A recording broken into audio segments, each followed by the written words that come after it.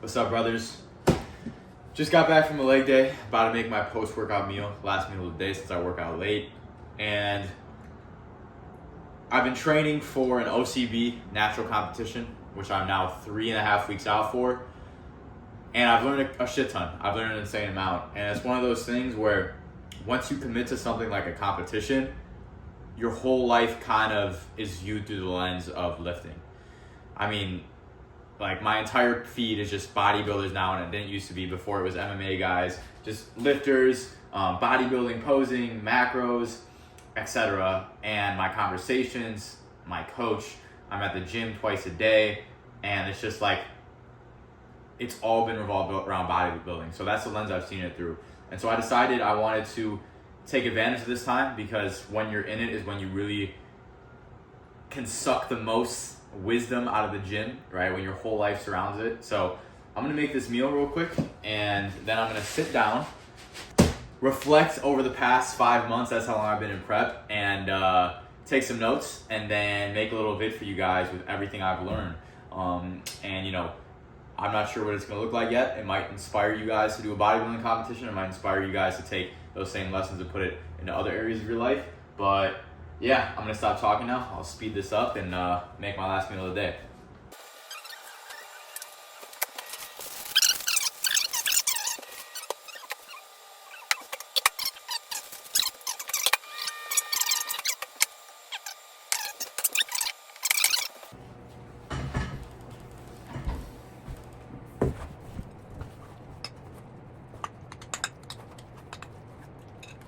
Got a literal lifesaver right here on this cut. I'm at 1,700 calories a day. We got creamy root beer, Zevia's the healthiest sugar-free soda, and in my opinion, the best tasting. So these are absolutely non-negotiable.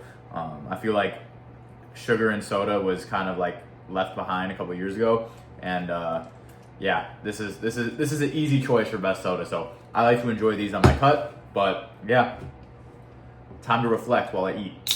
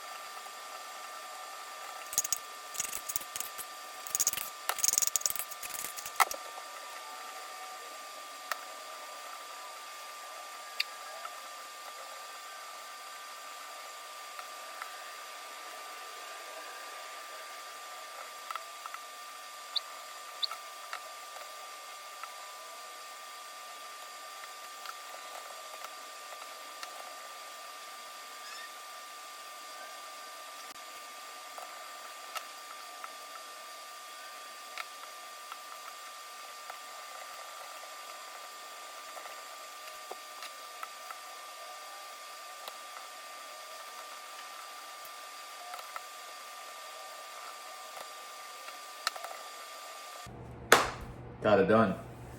So, pop in my Zyn. No, I don't just take Zyn because the bodybuilder influencers do.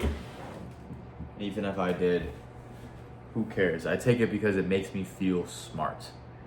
It makes my brain active, and I don't have to take caffeine as much if I have a little bit of nicotine, a little bit of caffeine. So it's okay that it decreases blood flow.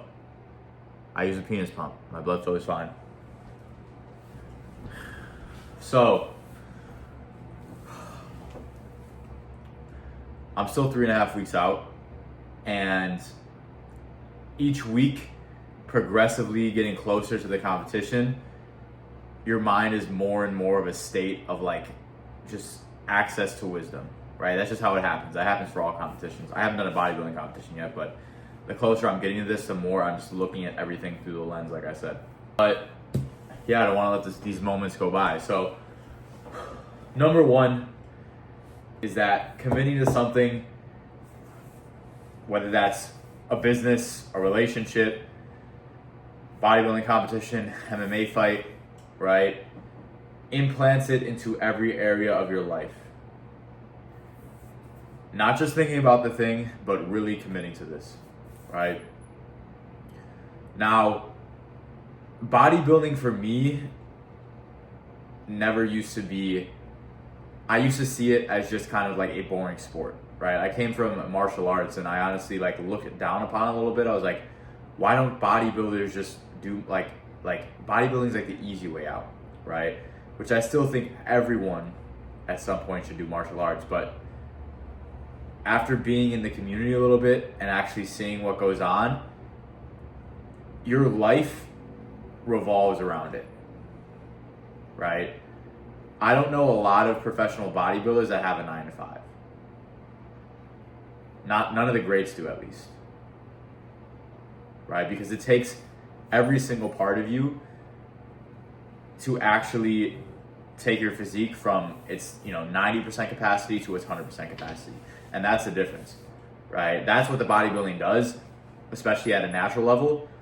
Is if you're training casually, you'll maybe reach your 90% potential, but when your life surrounds your physique, you reach close to that 100. You get to that 99%. You see what you're truly capable of, which is one of the reasons I decided to do this competition,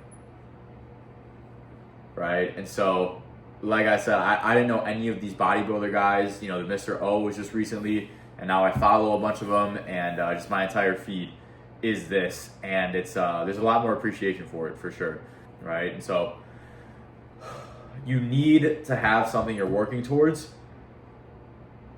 ideally with a hard deadline, or else you're wandering, right? Your soul needs to attach to some form of purpose. Purpose doesn't always have to be just helping others. It can also be your own life, your own self-development, right? Because your soul really knows your own self-development is important to helping others. But when you have something in your psyche, in your subconscious that you are working towards, it's your life kind of aligns in a way where you cannot slack, right? Instead of, oh, it's fine, I'll do it. Oh, it's fine, I'll do it tomorrow. Oh, I'll get him next week. It's like, you have something coming up, brother.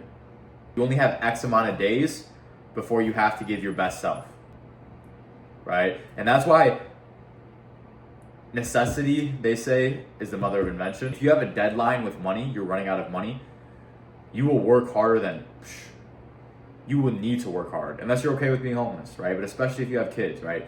Necessity is the mother of invention. My mom was dealing with, I'm not going to get deep into it, but she was dealing with some of the most difficult shit beyond I can comprehend. All 4 of her children were being dumbasses, dweebs, doing drugs, right? My father was not present, right? And she had like multiple lawsuits from my dad's past business that she was dealing with all at the same time while we were moving houses. And she needed to figure out a way to support us while we were all like treating her like shit because she didn't want us to be doing drugs. And she still found a way to start a business from the ground up that now makes over $150,000 a year. 55-year-old woman without business experience did that, right? And it's because she had a deadline. She had to figure it out, or else her family was screwed, right?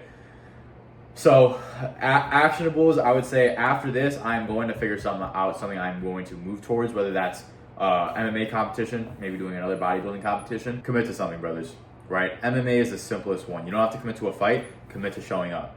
After you've showed up for a year, commit to a fight. If you have a decent physique and you love lifting, right, commit to a bodybuilding competition, right? And if you're going to commit to a bodybuilding competition, it leads me to number 2, which is get a coach, right? Get a coach. It's not even about the information. Information is part of it, and you will have a much better physique if you do have a coach. But it's about the fact of when we have something in front of us that we don't question, that we know works, and we're not allowed to overthink it, fix things because we feel like it's not working, and just do it,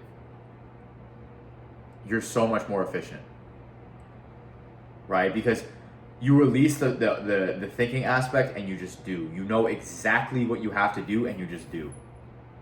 That's why a lot of my guys will just get insane results in the first couple months, is just because they say, hey, this guy's got the physique, he's got the confidence, right? He started where I was at, he's got the woman, and he's taught other people how to get the same spot. So if I just follow these steps, I'll get there, and it always works, right? For myself, I have a lot slower progress than some of these guys on here is because I switch things up too much. I think, oh, this is the problem, because I know I can be fallible sometimes, right? But it's almost never switching things up, and it's almost always giving 100% and sticking with the process long enough for it to unfold, right? And so that's really where coaches helped. In addition, posing is insane. This is more specifics for bodybuilding, but posing has been super helpful. Excuse me. The root beer with the sriracha is a rough combo on the. Anyways, posing is its own monster. I'm super thankful for that. Carb timing right now, like I send him check-in photos like every other day, and he tells me what diet that morning based on my physique. And so bodybuilding especially, get a coach. But I also have another coach for just, it was originally content. I did 3 months with him. I wanted to learn his systems, and his standard is so high, and his mindset is so great, and it just feels so good to have him in my environment that I literally just spent another $2,000 to have him in my environment for another 6 months. That's it, right? Because I know the value of having someone in your corner who wants you to succeed, who's gotten what you got or gotten what you want, knows how to get other people there, and is going to support you through that whole path, right? That's the most important thing money can buy, and that will make you more money than anything else. It'll make you more money than anything else if you're focused on that. It'll get you a better physique than anything else could if you're focused on that. Dating, confidence, right? Figure out someone who's gotten it. If you have any money in your bank account, figure out a way to invest in that, right? We invest so much money in college, which I think is going to be a lot of people are straying away from now, because we can reinvest that money specifically to someone who will help us one-on-one, who specifically has been in the trenches, right? I know there's a quote out there that's like, learning from someone who's been taught how to run businesses is never going to be as effective as learning from someone who's ran businesses, right? And we have access to those people. We can pay them for one-on-one, or we can watch their content, which they are heavily invested into getting people results for their content too. Because the more results the content gets, people, like the better real life results it gets people, the more people come back, the more the channel grows. A way to get that in your life, right? If you have money, find someone who you respect and has what you want, teaches other people how to get there, and invest in it right now. I'm telling you, right? If I would have went back, that's what took me a while to understand, is the power of mentors, right? Until I had my own, and until I was coaching people on my own. So get a coach, right? You're either all in or you're not in this sport. It's one or the other. You're either following every single thing to a T or you're not, right? And I learned this when I posted on my Instagram story. I put a little bit of banana milk. It was like 15 calories, like a tablespoon, in my coffee, posted on my story, and my coach had a freak out. He's like, bro, if my coach found out I was doing that, that's not in the meal plan. You cannot be doing this, right? And I was like 6 weeks out still, right? I was like, coach, it's 15 calories. And he said, that's not the point. And that's when it clicked, right? The point is, it's just 15 calories, turns into, it's just one less rep, turns into it's just 5 minutes less of cardio, turns into, oh, I lost by this much on stage. Which leads me right into my next point, which is controlling the controllables is everything, right? I always think on my leg days, on the cardio days where I really don't want to be there, if I step on stage and lose, that extra rep those 10 calories, those 5 minutes of cardio could have been the factor. They could have. Maybe if I didn't do them, I still would have lost. But I will never know, and that is not something I want to live with.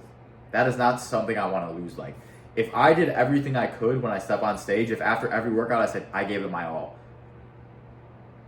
every day I followed the meal plan to a T, cardio to a T, got 8 to 9 hours of sleep, I will have peace, and I will damn sure win, right? With a good amount of certainty, because the only reason I would lose is because either someone has better genetics or they've been doing it longer than me, right? But if I'm complacent in any of those areas, a third thing arises, which is the controllable, which is it is your fault,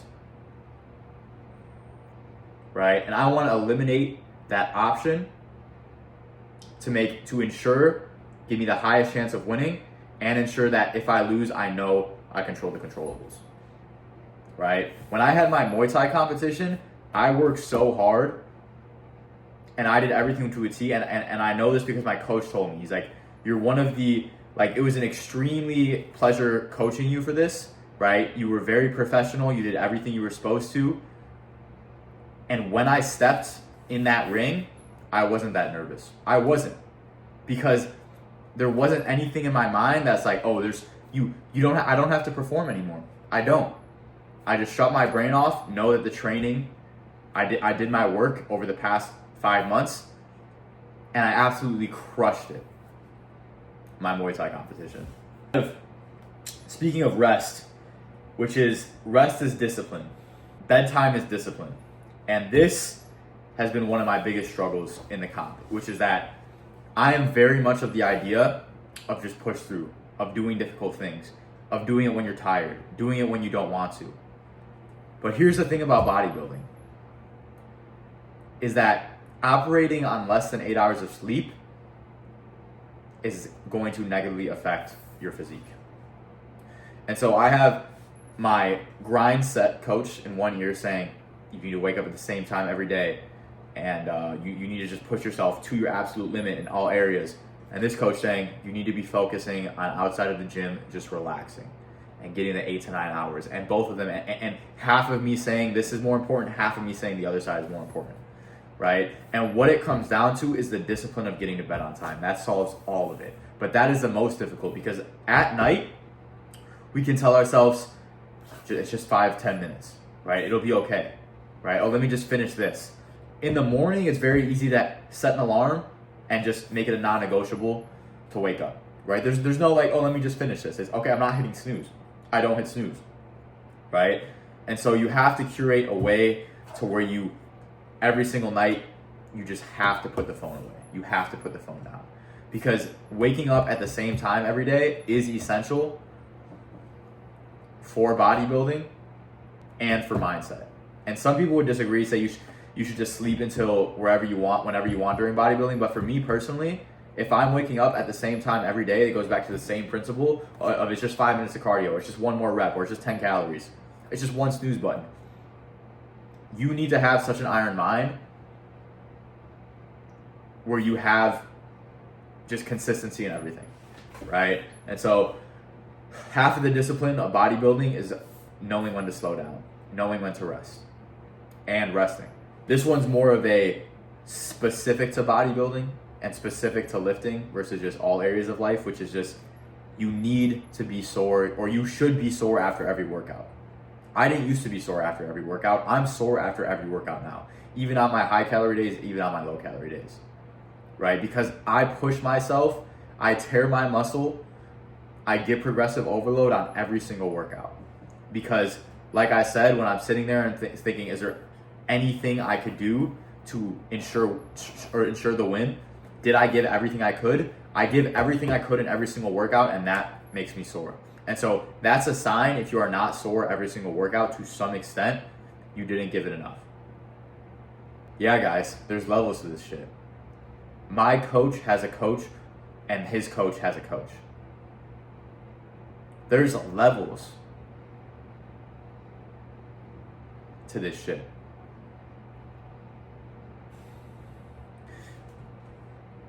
And I want to talk to two groups of people right now. Number one, the group of people who's been thinking about doing a bodybuilding competition would potentially do one. Fucking do it. Trust me, just do it. I thought at the start it would give me like these things like discipline, something to look forward to, see what my physique was really capable of but it did that, and it also just fulfilled my soul. When I felt like I was having rough days or wanted things to move faster, I always knew I was working towards this, right? So if that's you, come into a bodybuilding competition. The second group of people is not just lifters, but people who feel like they're drifting a little bit, or feel like, you know, you've been on self-improvement for a little bit and you're not seeing as much progress anymore as the first year of it or the first couple months. And it's because you need to push beyond your edge. The best way to push beyond your edge is create an environment where you have to. And that includes committing to something, right? Create necessity. I think that's it for tonight, guys. I felt really good over the past week, having the same wake-up time. I've just been a little more dissatisfied, and I've allowed myself to want what I don't have a little more, right? It's like desire is the root of suffering, but desire is also what's going to get you success in life. And so whether you like it or not, you need to be financially successful in this world. And when I say successful, that means enough money to where it's not stressing you out. And you need to be self-developed in this world. And that means ability to solve any problem that comes in your way. And that means you're going to have to want something bad enough that's going to push you towards those things, right? And so I've kind of accepted the fact. I was trying for a month. I was like, okay, let me focus less on desiring things. I have everything I need right now, and it just, my content wasn't good, my mindset wasn't as good, my clients weren't doing as good because they feed off of my energy. And they always can feel when I'm dialed in, and I don't speak with as much conviction when I'm not as dialed and pushing myself every day, right? And so every area of my life has improved over this past week from just completely focusing on my self-development and not letting any cracks in, right? And so want to inspire you guys, give you what's in here and put it out there, because I'm going through the same thing as you guys. Just maybe at the same scale, maybe at a bigger scale, maybe at a smaller scale, right? Which is wanting success in a certain endeavor and facing trials every single day to get there, right? And you cannot lose if you do not quit. And so your main goal is say, how can I ensure that there's no other option, right? There's no option to not wake up in the morning. There's no option to not be dialed in. There's no option to miss workouts. There's no option to not be successful. That's been the theme of this week, but cheers to that, fellas. Until next time, I still got 3.5 weeks, so more wisdom coming on bodybuilding. But yeah, brothers, much love.